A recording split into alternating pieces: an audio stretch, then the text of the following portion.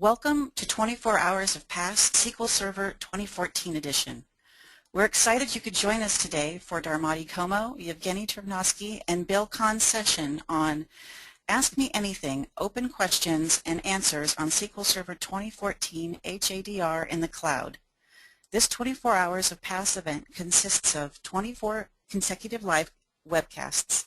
The recordings of these sessions will be available next week at www.24hoursofpast.com. My name is Jennifer Mosier.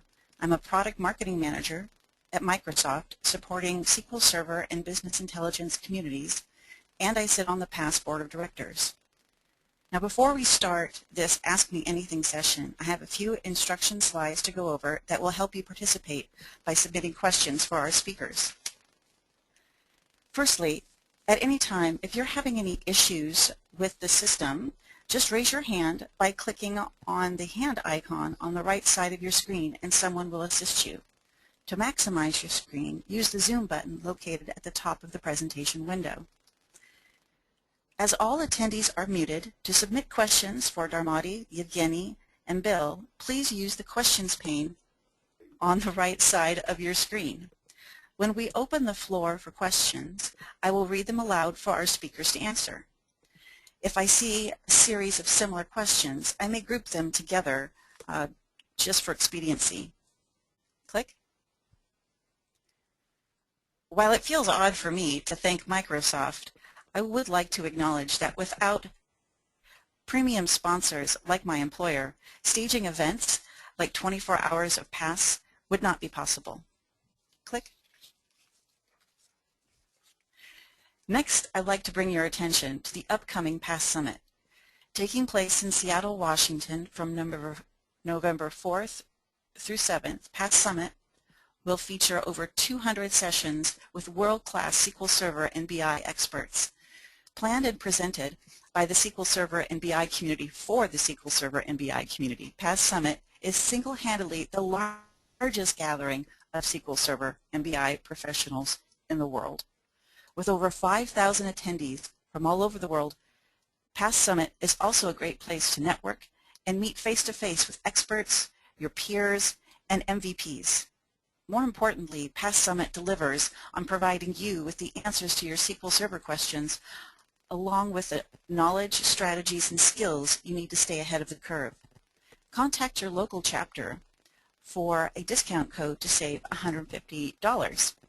Even better, optimize your savings by registering before Friday, June 27th, this Friday. To find out more about PAST Summit, please visit pastsummit.com. Click. And now I'd like to introduce our speakers today that will be answering your questions. First, we have my teammate, Darmati Como. Darmati is a senior product manager for the SQL Server marketing team. His focus is on the entire SQL Server and SQL Server Azure Stack. SQL Azure Stack.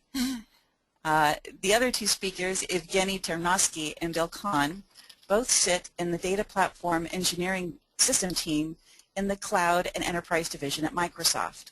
Yevgeny is responsible for several highly utilized mission-critical tools, and Bill is responsible for managing and supporting several enterprise and mission-critical applications. And now I'm going to open the floor to any questions that we may have from the attendees. In this Ask Me Anything type of session, we really encourage people to ask all sorts of questions that they have around SQL Server 2014 HADR in the cloud or anything tangentially related. And at this point, I'm not seeing any questions. So in the meantime, perhaps Bill, Yevgeny, and Darmati could speak to some of the questions that they commonly see in around this area. All right, guys, let's do just that.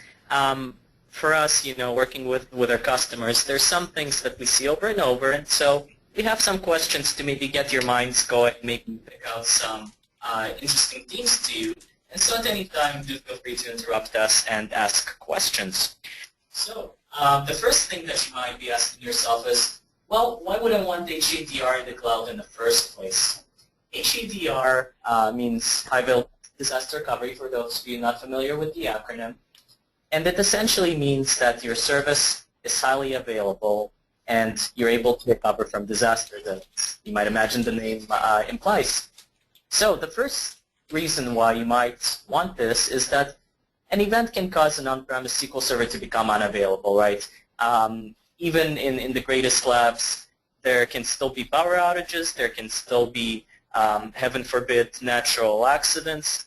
And so we need to be able to deal with those and keep our service up to date 24/7, 305 days a year like our customers expect us to.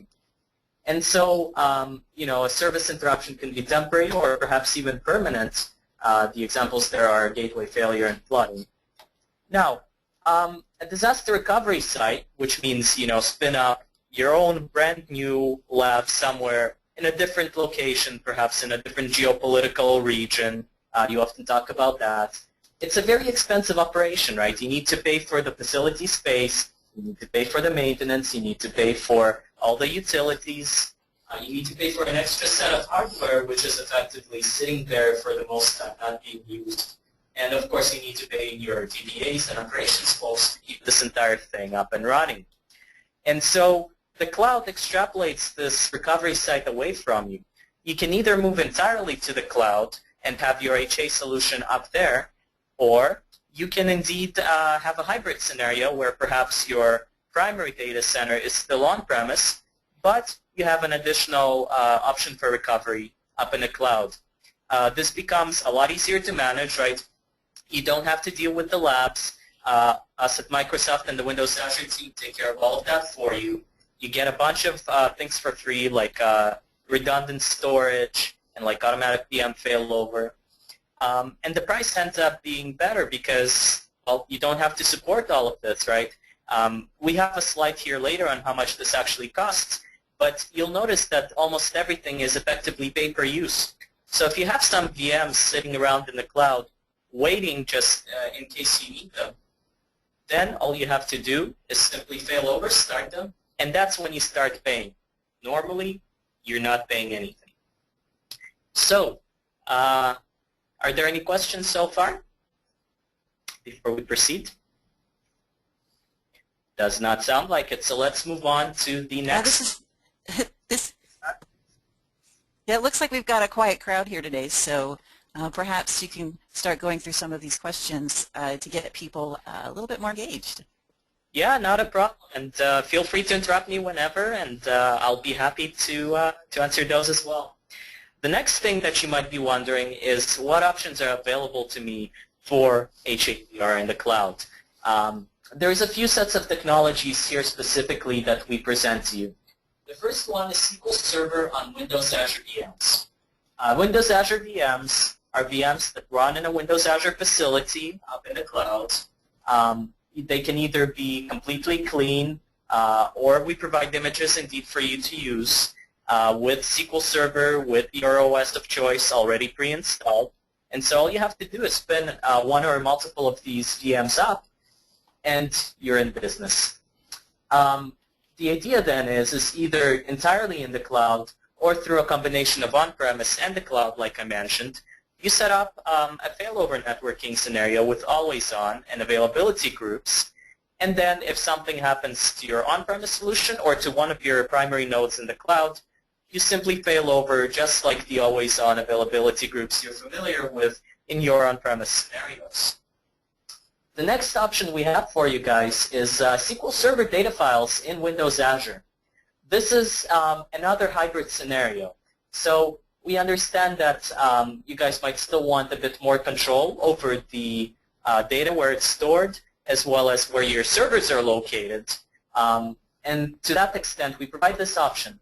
What it enables you to do is to keep your actual SQL Server, your actual hardware, running within your facilities while having your data files up in the cloud in Windows Azure storage. This buys you a few things. Like I mentioned, Windows Azure storage is triplicate locally stored. which means that we promise 99.95% SLA. This is a very high SLA. It means that you essentially won't experience any downtime. The scenario here is that, let's say your hardware crashes, right? Your power supply dies, or you have a power outage or something along these lines. And so all you do is you spin up another SQL Server piece of hardware somewhere. This can actually be in the cloud as well, referring back to Windows Azure VMs. You join your data files to this new server, and you're back in business, right? So your time to recovery isn't as quick as the first one, the native one, but it does allow you some more control over exactly where this hardware is located. Finally, and this is more along the disaster recovery side of the business rather than high availability, we have the backup to a URL and managed backup options. What these allow you to do is, instead of taking your backups locally, be it a tape drive or just saving the backups on indeed the SQL Server machine itself, what you do is you back up to URL, to blob storage again in Windows Azure Storage. And what this allows you to do is not really deal with all the backup systems that you have to deal with locally. You don't need all the facilities. You don't need all the extra hardware. Depending on which option you go with, either native backup to URL or managed backup, you might not even have to set up any advanced configurations. Specifically, managed backup allows you to pick the database entities that you want to back up, and then select your retention policy.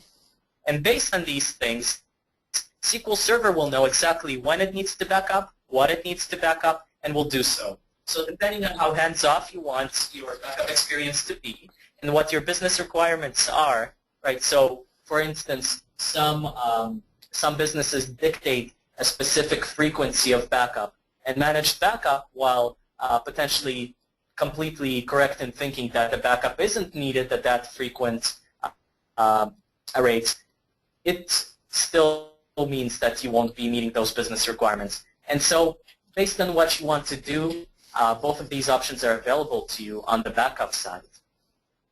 So these are the primary ones. There's some other combinations of things, and if you guys have a specific question about your architecture, we very much welcome those, and we can help you walk through those.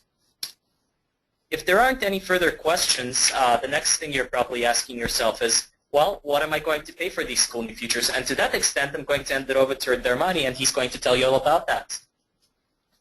Thank you, Evgeny.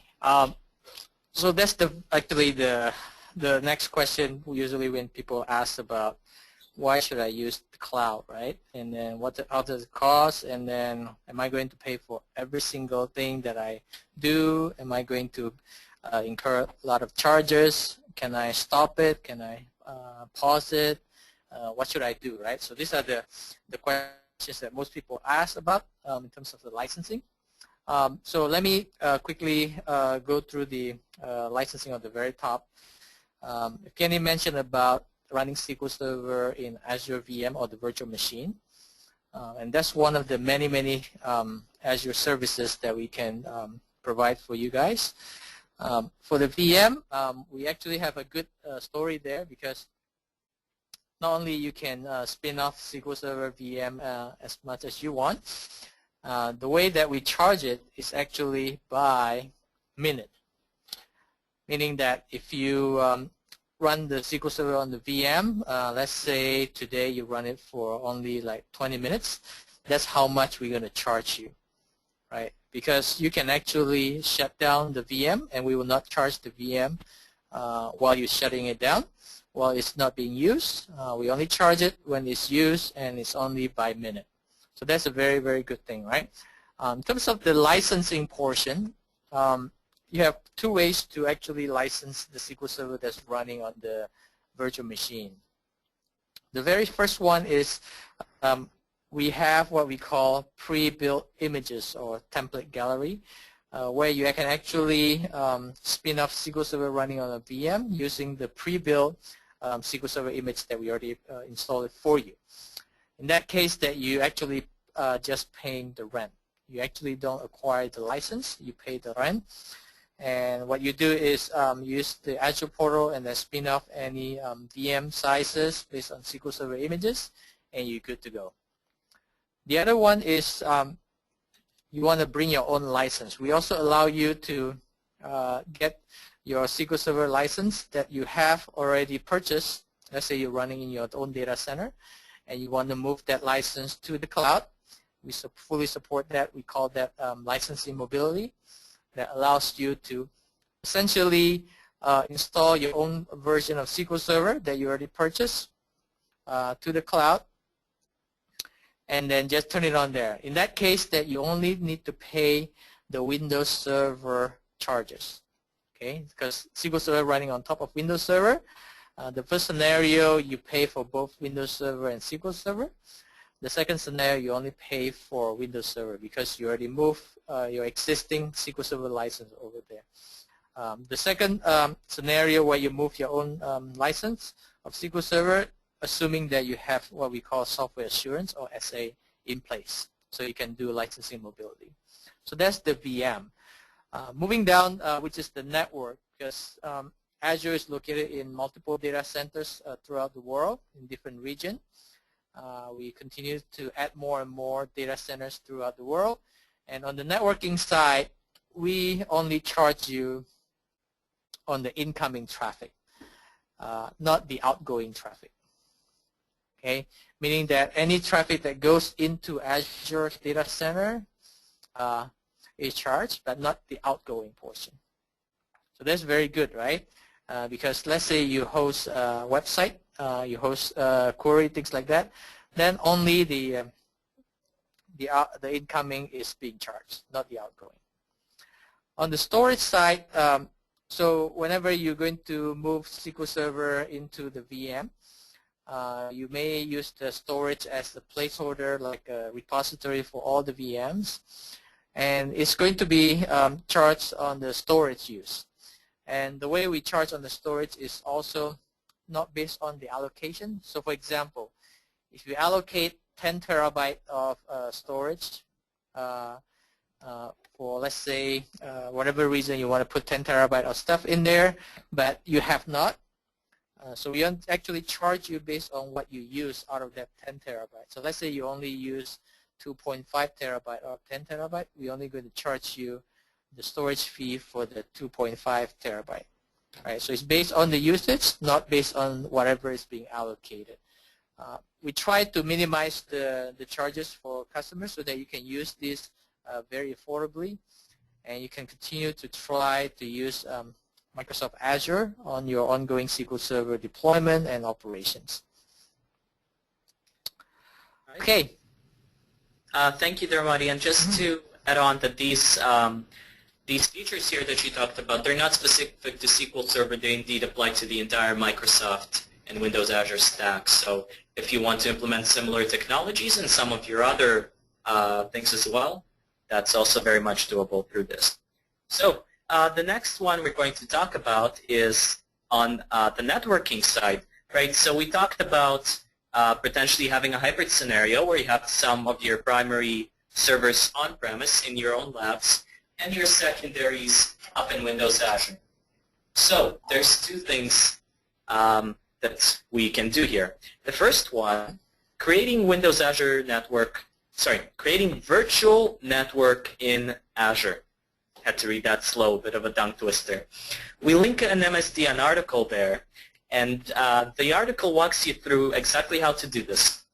The practical result of all of this will be that you can actually have multiple machines in an availability group up in the cloud. So this is the scenario where your entire infrastructure is up in Windows Azure, and you simply want to have an availability group set up against a few of these VMs so that if something happens, you get the failover capabilities.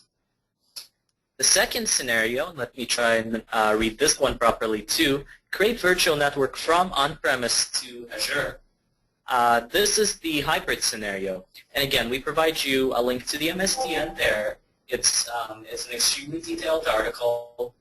With any of these deployments, we recommend that you guys go through and actually read through it again. Start, maybe trying to apply this in some of your production environments. Be familiar with the technology. It's very easy to set up. I'm not saying it's difficult, but we do encourage you guys to go and learn before you blindly start implementing some of these things. And so, as I mentioned, the second one, Create Virtual Network from on-premise to Azure, allows you to set up the scenario where your primary is on-premise in your labs, your secondary is up in Windows Azure. It's a little more difficult to do this one. There could be potentially some additional hardware requirements, not necessarily so. Again, we encourage you to read the article there. And if you have any specific questions, we'd very much welcome those if you want to learn more in detail about either of these procedures. With that said, let's, I guess, move on to our next question here. Actually, before we do that, I'm going to make a request to the attendees who are listening in today. I'm curious to see, I've got one question. Can you explain in more detail backup to Azure with previous versions of SQL Server? Sure. So we actually have an additional download you can get on MSDN, which allows you to use those backup to URL capabilities that we talked about with previous versions of SQL Server. It's a really neat tool. It's not big. We encourage everyone to download it. They don't need to play around with it. And I believe, and Dermot, you can correct me if I'm wrong, but that tool allows you to go as far back as 2008. Yeah, the tool actually allows you to do previous version of SQL Server, so you can back it up to the cloud. It's a simple tool, and it supports from 2005 actually, 2005, 2008, 2008 R2, and 2012 that you can back up to the cloud.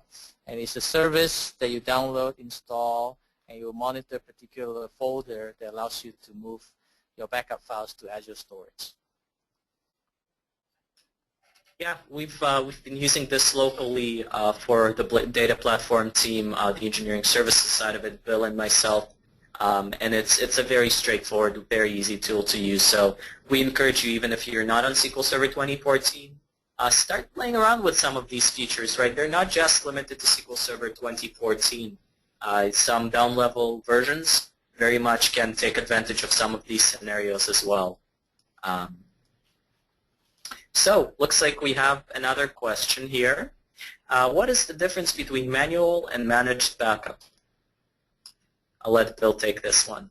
So, the manual means that you back up to URL.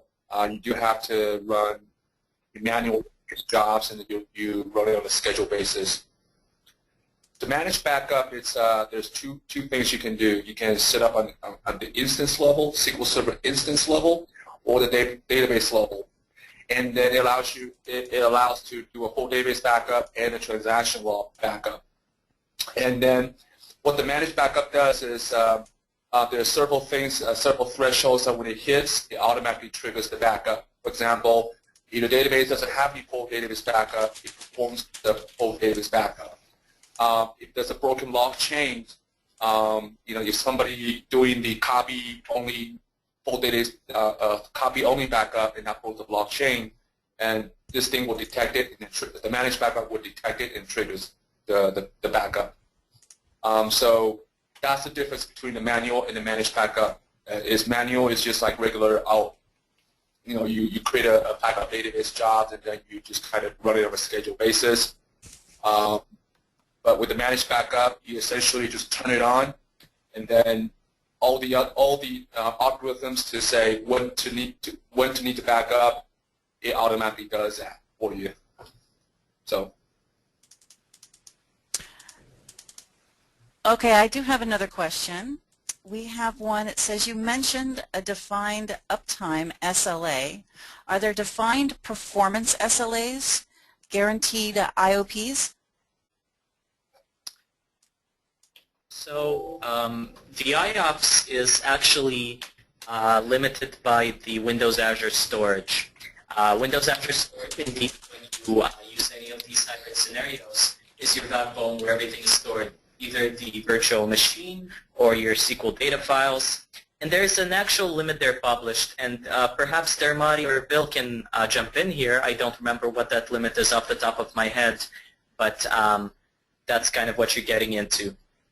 Now, with any of these VMs, while there isn't a performance SLA I'm aware of, we do have different options for you to pick from, right? How fast the machine do you want?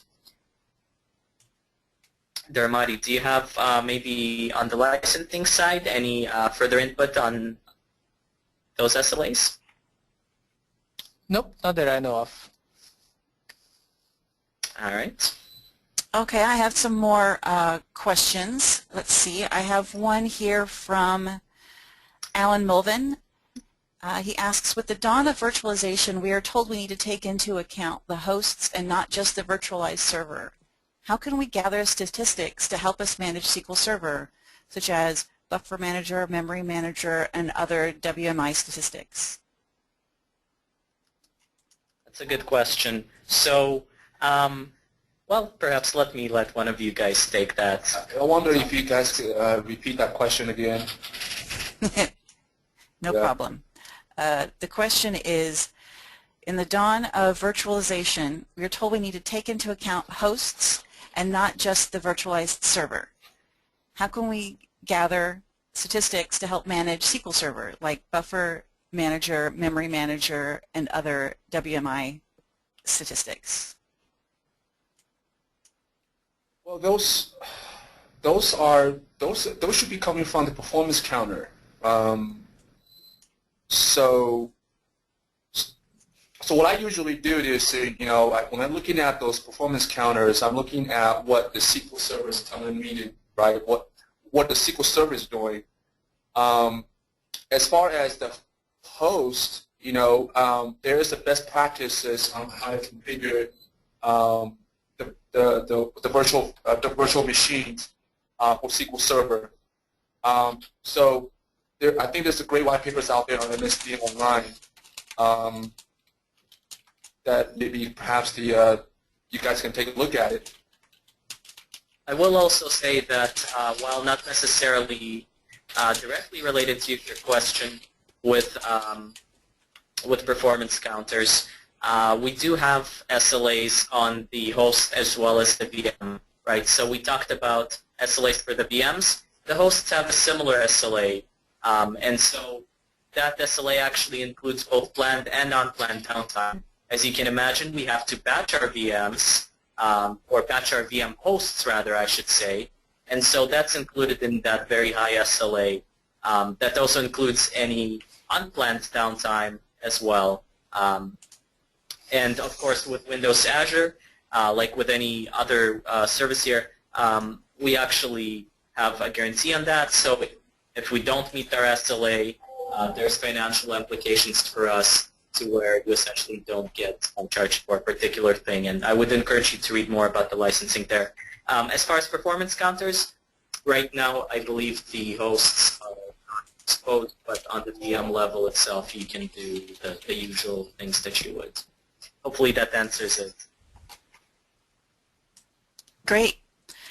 We do have actually quite a few questions here, so as I'm going to go through them, Dave Mathian has a couple for us, but I'll start off with, how big can a cloud HADR be? If I have 64 CPU, 512 gigs of RAM in SQL, is that too large? I'm not sure if we support machines quite that big yet, but there are a specific set of configurations that are available to you through Azure. I'm trying to think of the top of my head because we're actually constantly increasing the biggest machine that you can get right now. And guys, correct me if I'm wrong. I believe we're at, what's that? I believe we're at either 128 or 512 gigs of RAM. Oh, sorry, or 256. And if I'm mistaken, that configuration, that's called A7 when you to provision those machines. But what I would encourage you to do is just log into your Windows Azure portal and take a look, start provisioning the machine. You don't have to commit to anything until you press, submit. And so take a look at what the options that are available to you are. There's also some differences from data center to data center. the maximum size of a machine that's available in a given data center. And so for the sake of not talking about the entire matrix here, I would very much encourage you to go and check out the documentation. A9 actually, I'm told, is already released. And Dharmati, do you know the specifications on A9? Yeah, we released A8 and A9, and A9 is the largest one that we have it out there, which has 16 virtual cores and then 112 gigabyte of RAM.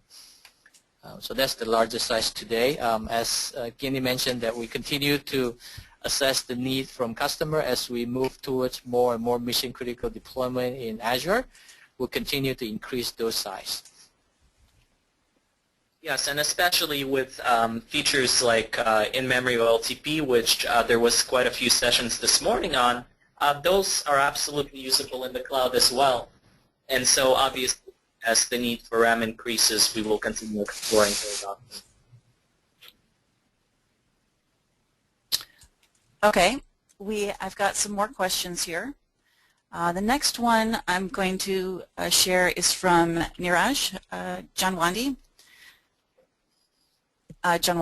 He says, Niraj says, we're planning to set up a disaster recovery site in the cloud, and our platform includes some telco components like SBC, etc. Does Azure allow integration with CenturyLink apps and SBC integration?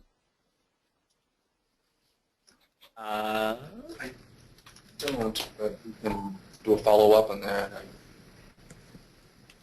Yeah, sorry, I don't think any of the three of us are entirely sure, but I believe our contact information is somewhere in the deck, so please do follow up with us and we'll look that up for you. Sorry. No problem. I'll go to the next question. Sektivil asks if the backup tool is supported by CSS and whether or not they can use it on their production servers. The CSS question is one that I'll have to defer, but certainly you can use it on your production servers internally. Like I mentioned, we've been using backup to your URL, including, for our mission-critical data, and, all the geopolitical intricacies of doing that notwithstanding, for instance, if you're from Europe, they have some limitations as to where the data is stored and all that. There's no reason why you couldn't use it in your production environment. As far as CSS, I'm not entirely sure. Bill? CSS? Microsoft support? Yeah. Well, I think we'll have to get back to you on that one. Yeah, Unless sorry about that. we figured out while we're chatting here.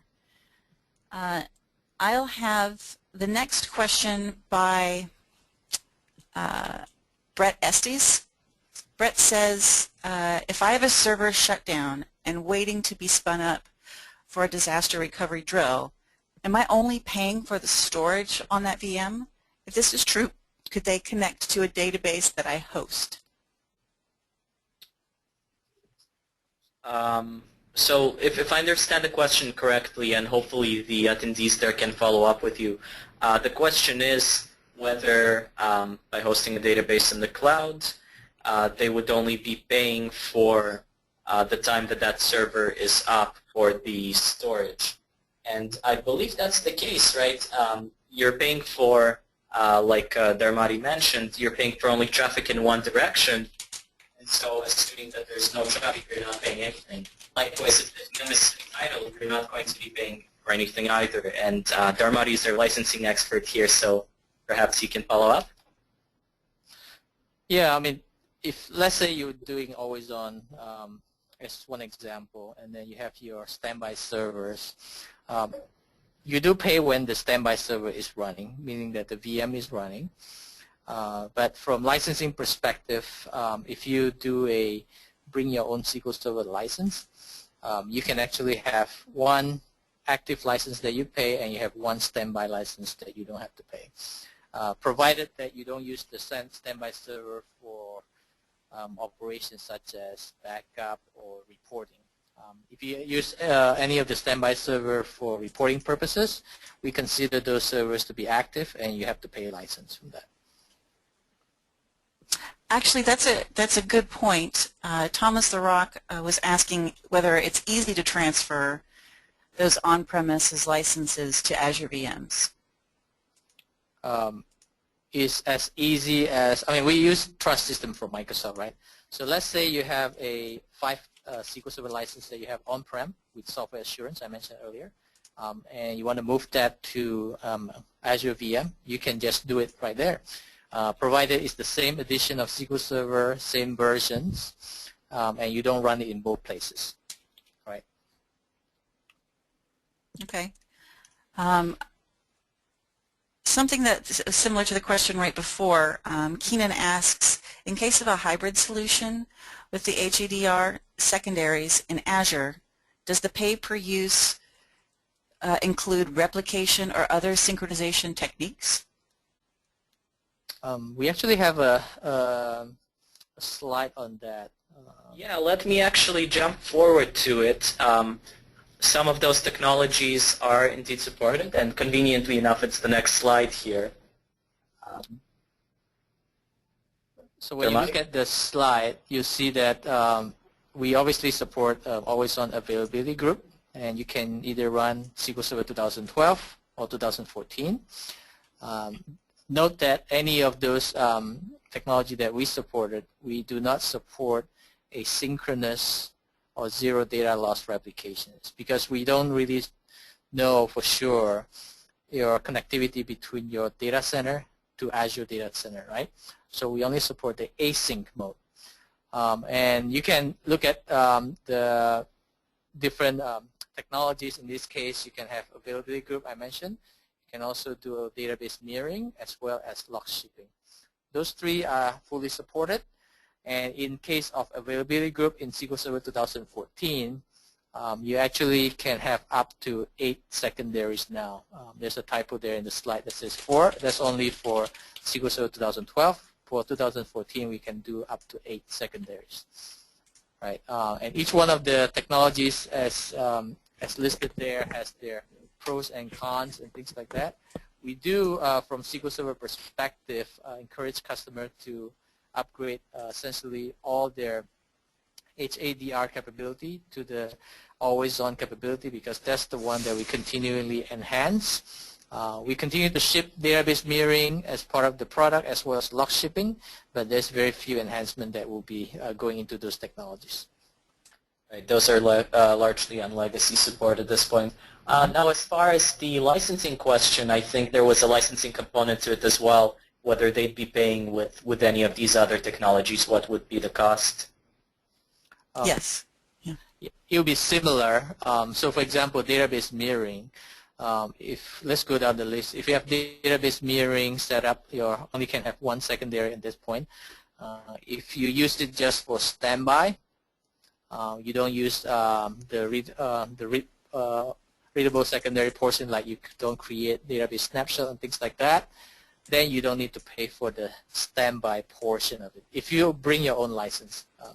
But if you use our pre-built template that has SQL Server, you still have to pay for those. So make sure if you have standby and you don't want to pay for it, you just want to have that, you go to the route of bring your own license. Okay, same thing with log shipping as well, right? So the same licensing applies for those.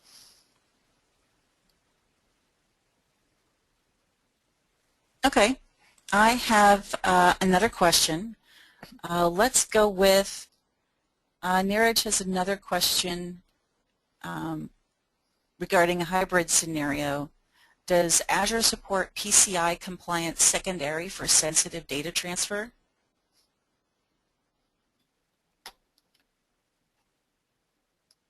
We might want to go back, come back to you on that because we have so many compliance requirement in Azure, and it probably has to do with the entire Azure compliance certifications.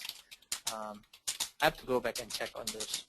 Yeah, for that specific scenario, one thing that I know for a fact that we support because we're using it locally is the encryption technology, and so that's something that we use in that SQL data files in Windows Azure option. As far as just between 2 VMs, we have to go back and check for you. Sorry. Okay. So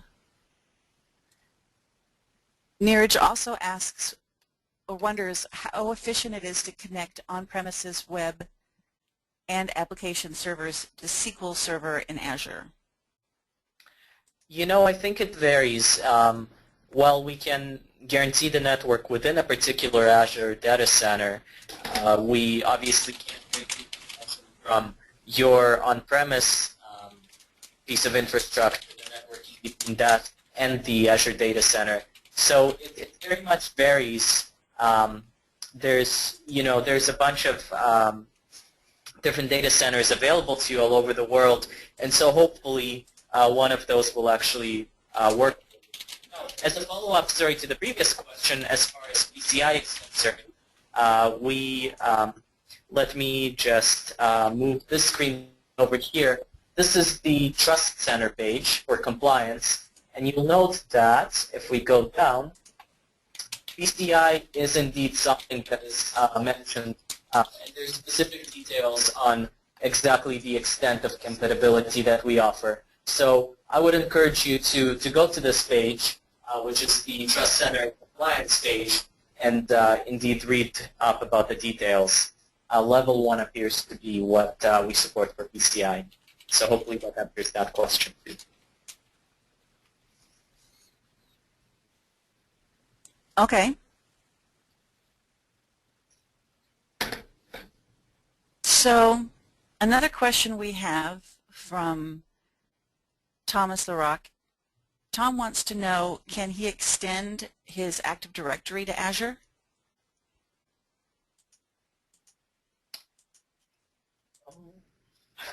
Ramadi, I believe you can. I mean, if I'm not mistaken, that's we have an MSDN article on how to do that. I know for a fact that you can join these machines through a particular procedure that you do that, again, we'll get back to you guys with links on that, but that you can join the machine in the cloud to your own personal domain. And so I would certainly imagine that Active Directory is part of that through some sort of federation mechanism. So in terms of setting up AlwaysOn, the prerequisite to set up AlwaysOn that has DR in Azure, the very first thing is you need to create a virtual network between your on-prem data center to Azure data center. So there are steps to do that as part of the AlwaysOn setup. That can actually show at the very, I think the second link, that's the create virtual network there. Part of the thing is once you create the virtual network, a slice of virtual network in Azure becomes part of your on-prem network. That means all the subnet, all the configuration will be the same. So whenever you create a VM within that virtual network, you can actually use your local data center authentication, Active Directory authentication, to either authenticate the VM, join the VM into the domain, and so on and so forth. Essentially, in other words, you actually extend your data center into Azure. So whatever VM that you created will be part of your data centers. That includes all the Active Directory authentication and the domain join. So yes, you can do that directly. And let me add to that, to create virtual network between your on-prem to Azure, you can actually do it in two ways. One is using the hardware solution, which is using VPN devices. So you need to engage your network engineer in your company to be able to do that. They can have the hardware pre-configured for you, and they will be setting up for you that way. The other way to do it is using the Windows server. There's a service called Remote Access Services, or RAS, that allows you to use software-based solution as well. Both will do the same thing. It will essentially create or extend your network into Azure, right? So you can have creating more VMs and then add it to your own domain. And there's actually a third way, right? Express Route or Express Link, I believe, is the marketing term, which is where we partnered with a few telecoms and actually provide a dedicated link between our data centers and some facilities that those providers use.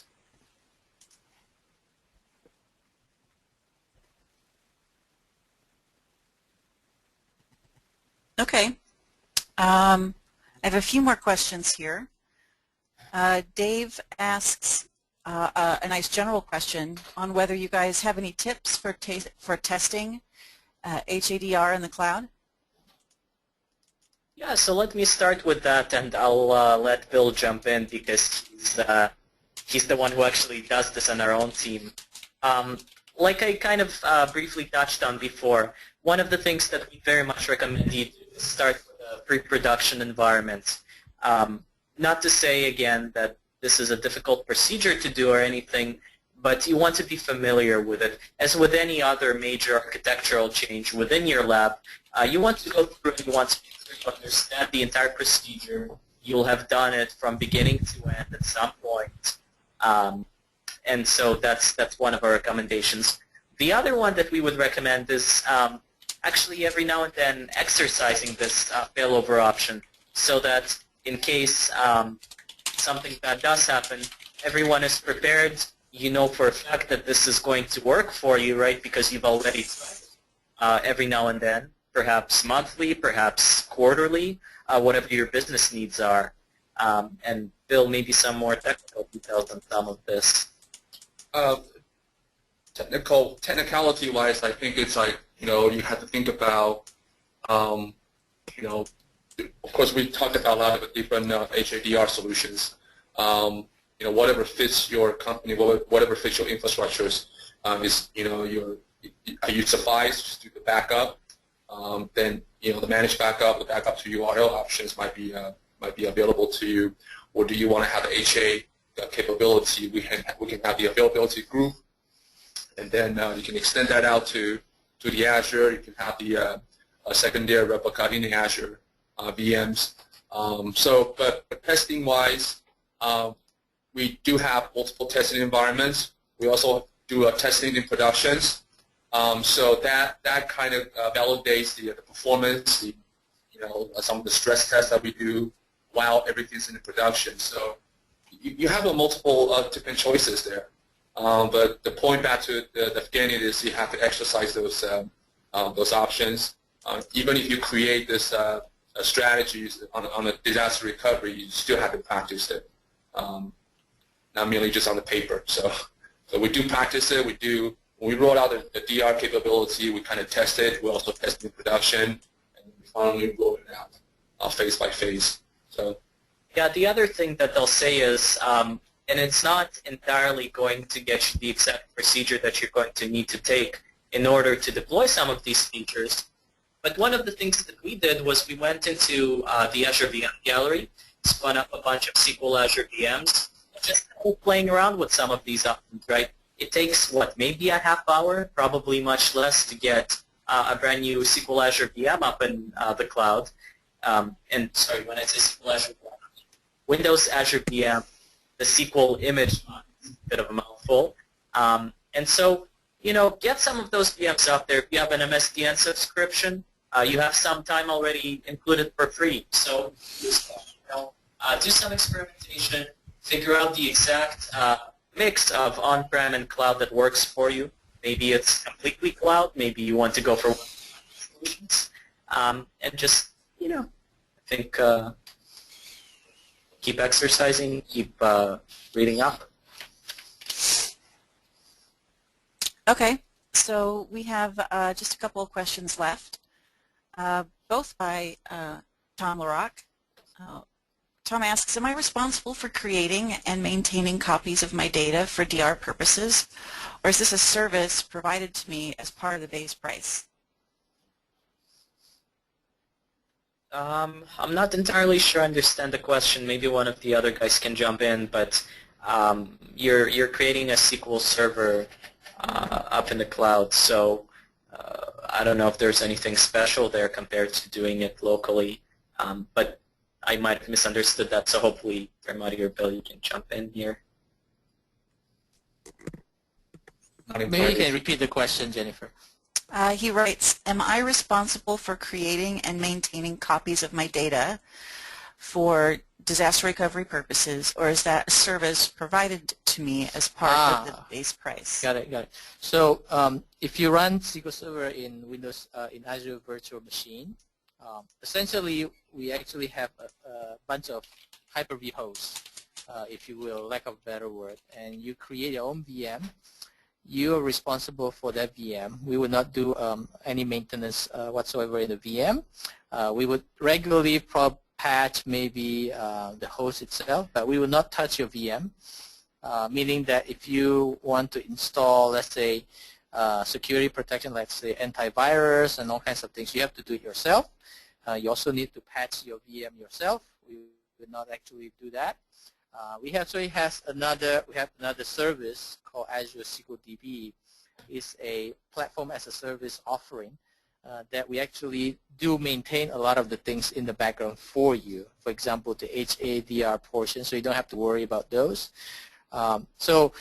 Depends on what your need is. If you want full control, you run SQL Server in virtual machine. If you want somewhat Microsoft manage a lot of the things for you, then you use the Azure SQL DB.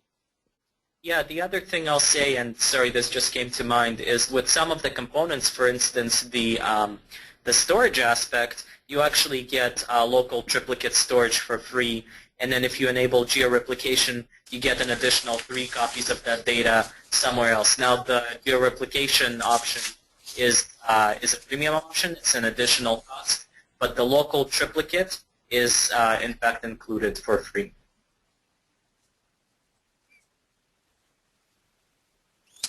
Alrighty. The last question is an interesting question. Thomas asks, what are the most common use cases for HADR in Azure today? Specifically, what kinds of companies, perhaps any industries you see finding this particularly exciting or useful? Well, I can take that. Yeah, please. I presented a lot of the EBC sessions or executive briefing sessions, and then whenever I mentioned about AlwaysOn that allows you to have your secondaries in Azure in multiple geography location, usually when I present that to CIO, to the IT director, their eyes just light up because they see huge cost saving for doing that. Essentially, you don't have to pay so much to set up your DR sites. Sometimes the company have no more than 1 DR site as well, and they have to worry about maintenance, paying the utility, paying the people who are actually maintaining those things. It's just too costly for them to maintain something that they just use in case of disaster or standby site. So they can see that when I mentioned about using Azure as their disaster recovery site, they're so excited about this thing. Now, having said that, since we just released SQL Server 2014 not long ago, we see a lot of the interest there, and the implementation is continuing to go on at this point. We will have more and more case study we can release outside. But right now, for example, I can think of a company, I think it's like Lufthansa airline that does this thing. But we'll have more and more that we'll be posting in the case study website. Yeah, and certainly internally, the service that Bill and I support, which is the the automated test execution system here within us to test our entire portfolio of SQL products. We use all these features internally because for the exact same reasons I mentioned, right? Cost savings, effort savings. It just makes life for us so much easier not having to worry about all of these things.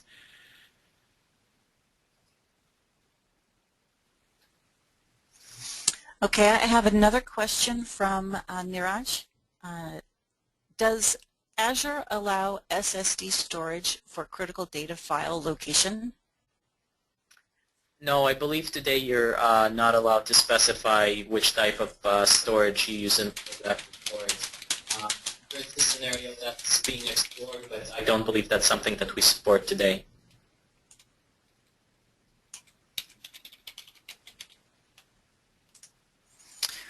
Okay, that's the last of the questions that the folks on the line have submitted.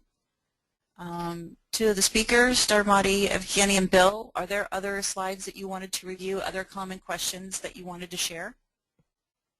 Let me go really quickly to this one. There's a few requirements when you set up AlwaysOn availability groups in Windows. Bill, perhaps you'd want to run through them really quick. Yeah, just some of the quirks. So when you spin up the VMs, the Azure VMs, you want to set up availability group.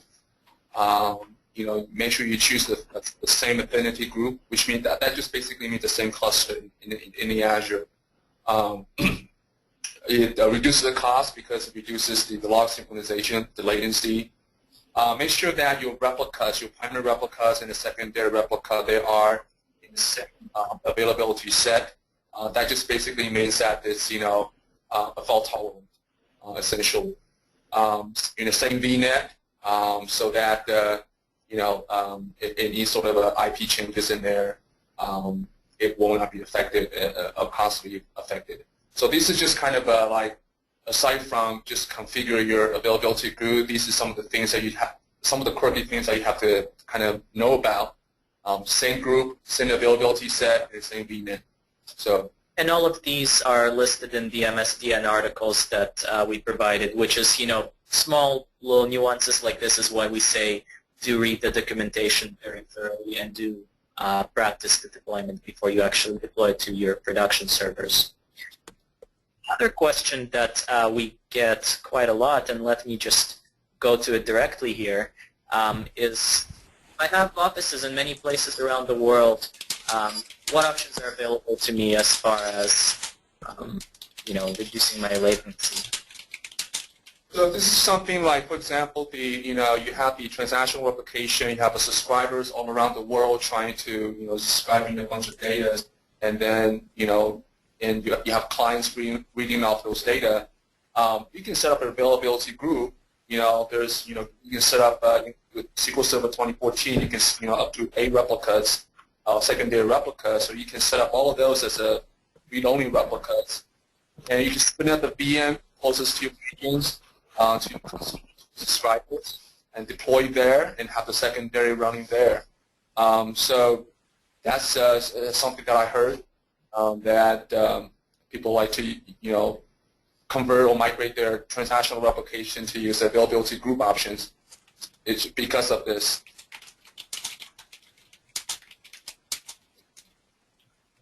Okay, and we've got one last question. Hopefully it's pretty quick.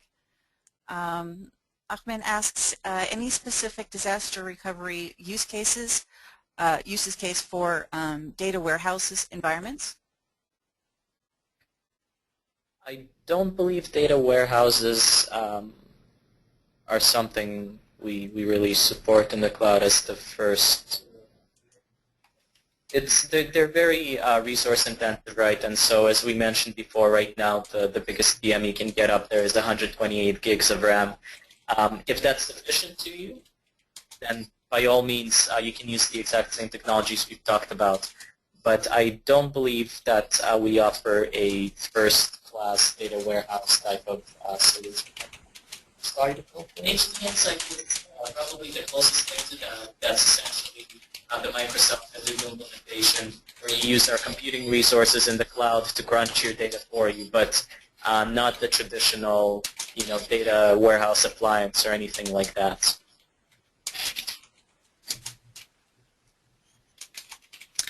Okay.